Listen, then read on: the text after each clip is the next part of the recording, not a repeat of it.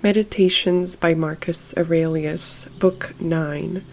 He who acts unjustly acts impiously, for since the universal nature has made rational animals for the sake of one another to help one another according to their deserts, but in no way to injure one another, he who transgresses her will is clearly guilty of impiety towards the highest divinity.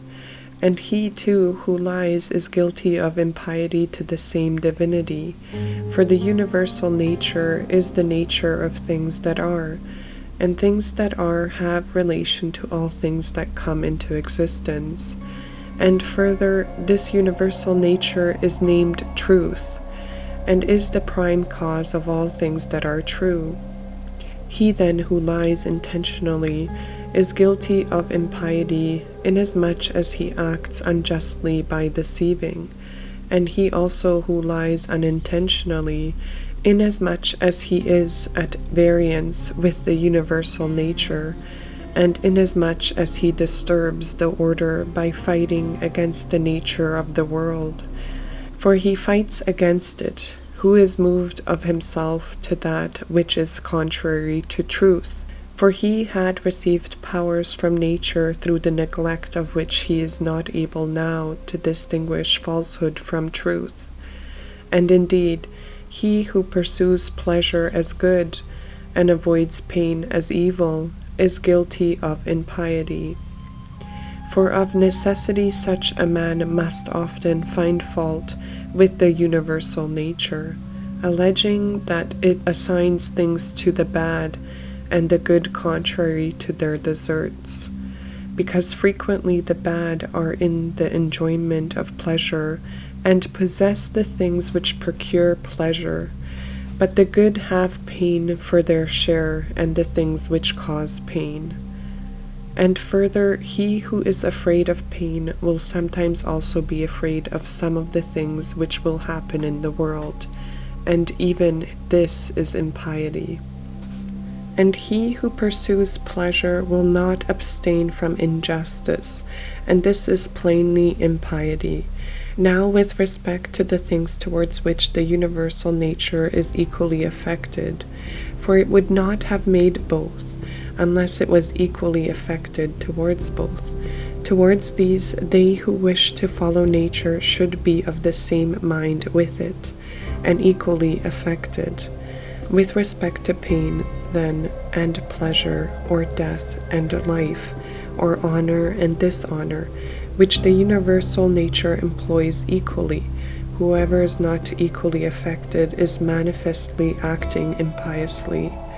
And I say that the universal nature employs them equally, instead of saying that they happen alike to those who are produced in continuous series, and to those who come after them by virtue of a certain original movement or providence, according to which it moved from a certain beginning to this ordering of things, having conceived certain principles of the things which were to be, and having determined powers productive of beings and of changes and of such like successions.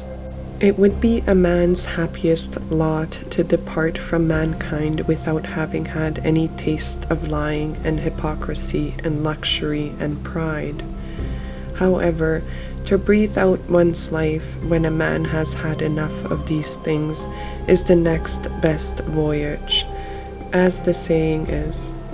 Hast thou determined to abide with vice, and has not experienced yet induced thee to fly from this pestilence?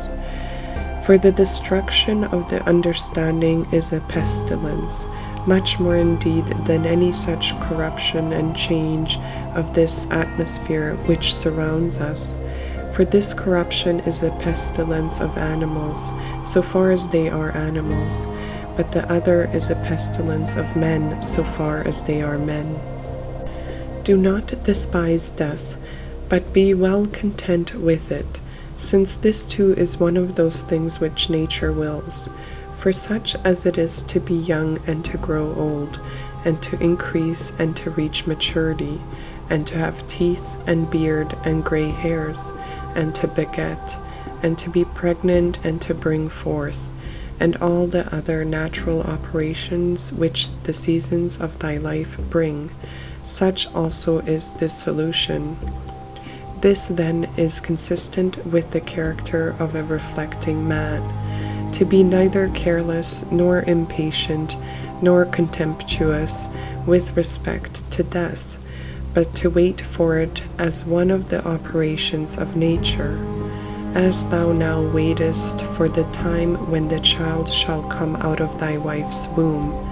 So be ready for the time when thy soul shall fall out of this envelope.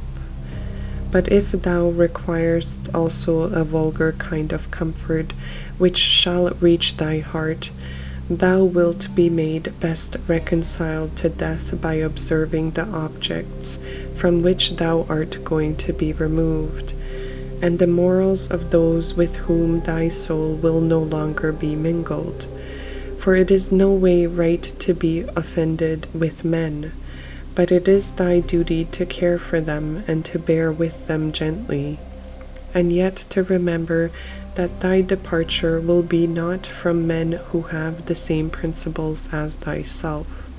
For this is the only thing, if there be any, which could draw us to the contrary way and attach us to life, to be permitted to live with those who have the same principles as ourselves. But now thou seest how great is the trouble arising from this disordinance of those who live together, so that thou mayest say, Come quick, O death, lest perchance I too should forget myself. He who does wrong against himself. He who acts unjustly to himself, because he makes himself bad. He often acts unjustly who does not do a certain thing, not only he who does a certain thing. Thy present opinion founded on understanding, and thy present conduct directed to a social good, and thy present disposition of contentment with everything which happens, that is enough. Wipe out imagination, check desire, extinguish appetite, keep the ruling faculty in its own power. Among the animals which have not reason, one life is disturbed, but among reasonable animals one intelligent soul is disturbed. Just as there is one earth of all things which are of an earthly nature, and we see by one light and breathe one air, all of us have the faculty of vision, and all that have life.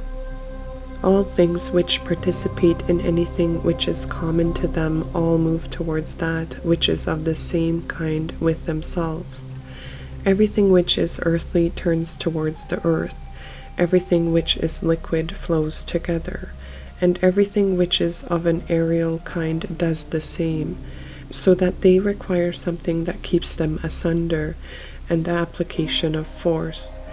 Fire indeed moves upwards on account of the elemental fire, but it is so ready to be kindled together with all the fire which is here, that even every substance which is somewhat dry is easily ignited, because there is less mingled with it of that which is a hindrance to ignition.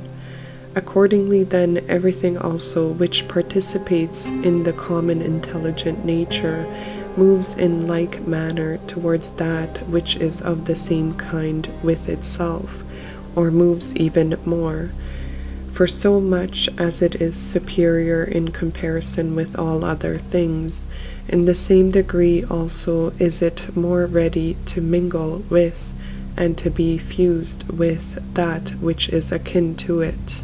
Accordingly, among animals devoid of reason we find swarms of bees, and herds of cattle, and the nurture of young birds, and in a manner loves.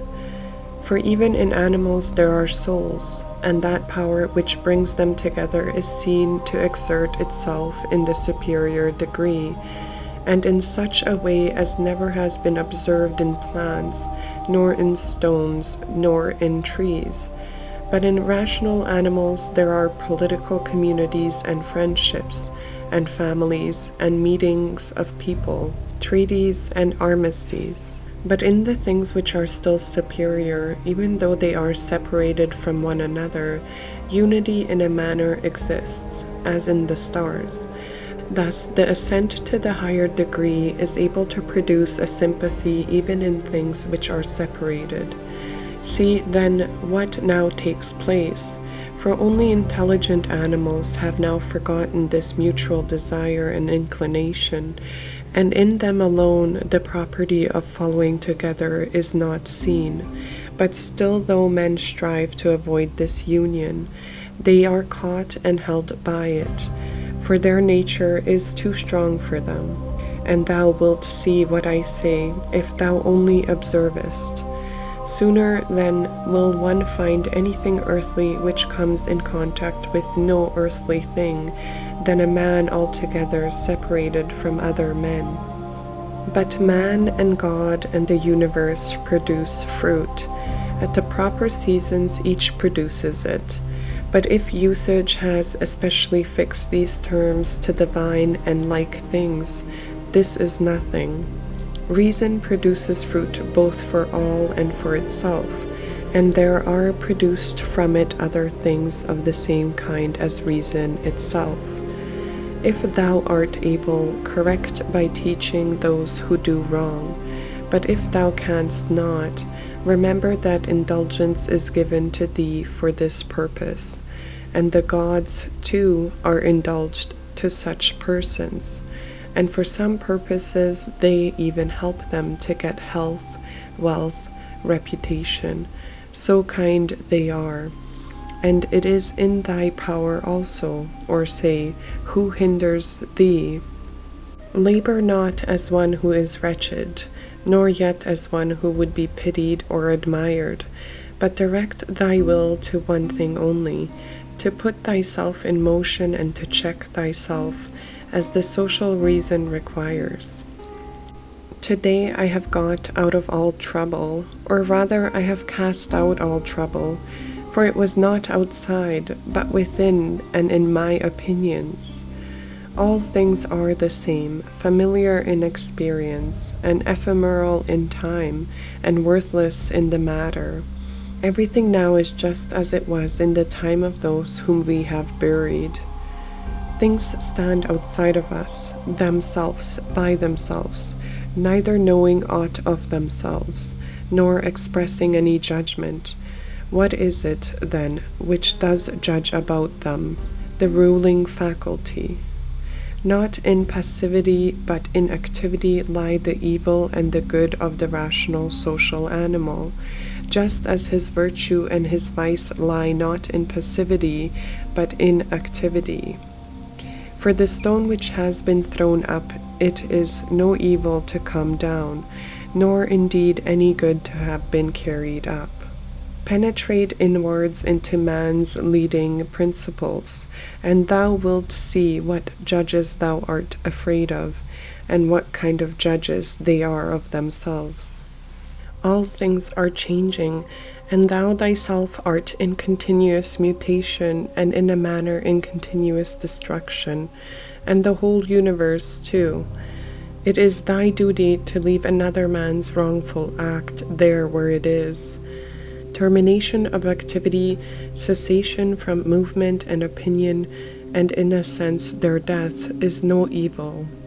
Turn thy thoughts now to the consideration of thy life as a child, as a youth, thy manhood, thy old age, for in these also every change was a death. Is this anything to fear? Turn thy thoughts now to thy life under thy grandfather, then to thy life under thy mother, then to thy life under thy father. And as thou findest many other differences and changes and terminations, ask thyself, is this anything to fear? In like manner, then, neither are the terminations and cessations and changes of thy whole life a thing to be afraid of. Hasten to examine thy own ruling faculty and that of the universe, and that of thy neighbor, thy own, that thou mayest make it just, and that of the universe, that thou mayest remember of what thou art a part, and that of thy neighbor, that thou mayest know whether he has acted ignorantly or with knowledge, and that thou mayest also consider that his ruling faculty is akin to thine. As thou thyself art a component part of a social system, so let every act of thine be a component part of social life. Whatever act of thine then has no reference either immediately or remotely to a social end. This tears asunder thy life, and does not allow it to be one, and it is of the nature of a mutiny, just as when in a popular assembly a man acting by himself stands apart from the general agreement. Quarrels of little children and their sports, and poor spirits carrying about dead bodies, such is everything. And so what is exhibited in the representation of the mansions of the dead strikes our eyes more clearly. Examine into the quality of the form of an object, and detach it altogether from its material part, and then contemplate it. Then determine the time, the longest which a thing of this peculiar form is naturally made to endure. Thou hast endured infinite troubles through not being contented with thy ruling faculty, when it does the thing which it is constituted by nature to do. But enough of this. When another blames thee or hates thee, or when men say about thee anything injurious, approach their poor souls, penetrate within, and see what kind of men they are. Thou wilt discover that there is no reason to take any trouble that these men may have this or that opinion about thee. However, thou must be well disposed towards them, for by nature they are friends, and the gods too aid them in all ways, by dreams, by signs, towards the attainment of those things on which they set a value. The periodic movements of the universe are the same, up and down from age to age, and either the universal intelligence puts itself in motion for every separate effect, and if this is so, be thou content with that which is the result of its activity, or it puts itself in motion once, and everything else comes by way of sequence in a manner, or indivisible elements are the origin of all things. In a word, if there is a God, all is well, and if chance rules, do not thou also be governed by it. Soon will the earth cover us all, then the earth too will change, and the things also which result from change will continue to change forever, and these again forever. For if a man reflects on the changes and transformations which follow one another like wave after wave and their rapidity, he will despise everything which is perishable. The universal cause is like a winter torrent. It carries everything along with it. But how worthless are all these poor people who are engaged in matters political, and, as they suppose, are playing the philosopher. All drivellers. Well then, man, do what nature now requires. Set thyself in motion, if it is in thy power, and do not look about thee to see if anyone will observe it, nor yet expect Plato's Republic. But be content if the smallest thing goes on well, and consider such an event to be no small matter. For who can change men's opinions? And without a change of opinions, what else is there than the slavery of men who groan while they pretend to obey? Come now and tell me of Alexander and Philip and Demetrius of Phalerum. They themselves shall judge whether they discovered what the common nature required, and trained themselves accordingly. But if they acted like tragedy heroes, no one has condemned me to imitate them. Simple and modest is the work of philosophy. Draw me not aside to indolence and pride. Look down from above on the countless herds of men and their countless solemnities, and the infinitely varied voyagings in storms and calms, and the differences among those who are born, who live together, and die. And consider, too, the life lived by others in olden time, and the life of those who will live after thee, and the life now lived among barbarous nations. And how many know not even thy name, and how many will soon forget it, and how they who perhaps now are praising thee will very soon blame thee, and that neither a posthumanous name is of any value, nor reputation, nor anything else. Let there be freedom from perturbations, with respect to the things which come from the external cause, and let there be justice in the things done by virtue of the internal cause. That is, let there be movement and action terminating in this, in social acts, for this is according to thy nature. Thou canst remove out of the way many useless things among those which disturb thee, for they lie entirely in thy opinion.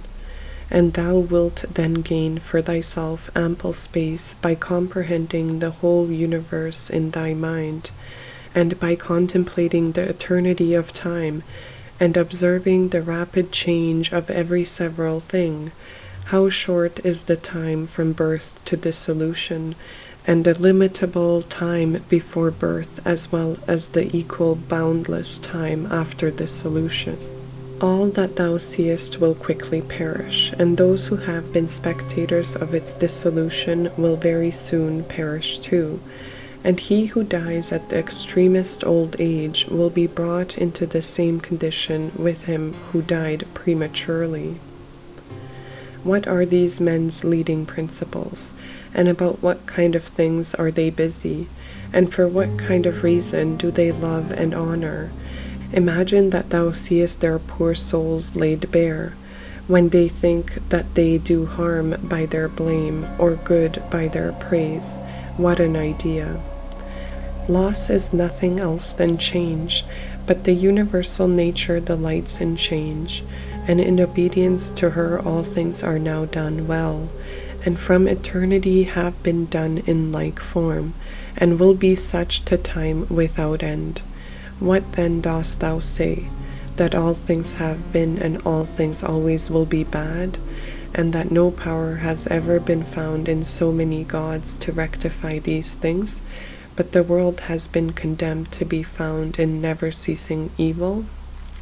The rottenness of the matter, which is the foundation of everything, water, dust, bones, filth, or again marble, rocks, the calcites of the earth, and gold and silver, the sediments and garments, only bits of hair and purple dye, blood, and everything else is of the same kind, and that which is of the nature of breath is also another thing of the same kind, changing from this to that. Enough of this wretched life and murmuring and apish tricks. Why art thou disturbed? What is there new in this? What unsettles thee? Is it the form of the thing? Look at it. Or is it the matter? Look at it. But besides these there is nothing. Towards the gods, then, now become at last more simple and better. It is the same whether we examine these things for 100 years or 3. If any man has done wrong, the harm is his own, but perhaps he has not done wrong. Either all things proceed from one intelligent source and come together as in one body, and the part ought not to find fault with what is done for the benefit of the whole, or there are only atoms, and nothing else than mixture and dispersion. Why then art thou disturbed? Say to the ruling faculty, art thou dead? Art thou corrupt? Art thou playing the hypocrite? Art thou become a beast? Dost thou herd and feed with the rest? Either the gods have no power, or they have power. If, then, they have no power, why dost thou pray to them? But if they have power, Why dost thou not pray for them to give thee the faculty of not fearing any of the things which thou fearest, or of not desiring any of the things which thou desirest, or not being pained at anything, rather than pray that any of these things should not happen or happen? For certainly if they can cooperate with men, they can cooperate for these purposes. But perhaps thou wilt say, the gods have placed them in thy power. Well then, is it not better to use what is in thy power like a free man, than to desire in a slavish and abject way what is not in thy power? And who has told thee that the gods do not aid us, even in the things which are in our power? Begin then to pray for such things, and thou wilt see. One man prays thus, how shall I be able to lie with that woman? Do thou pray thus, how shall I not desire to lie with her? Another prays thus, how shall I be released from this? Another prays, how shall I not desire to be released? Another thus, how shall I not lose my little son? Thou thus, how shall I not be afraid to lose him? In fine, turn thy prayers this way, and see what comes.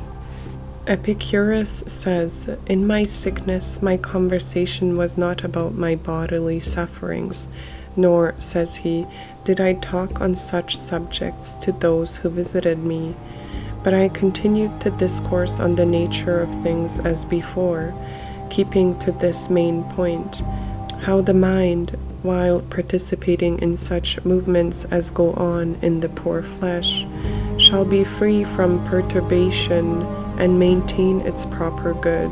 Nor did I, he says, give the physicians an opportunity of putting on solemn looks, as if they were doing something great, but my life went on well and happy.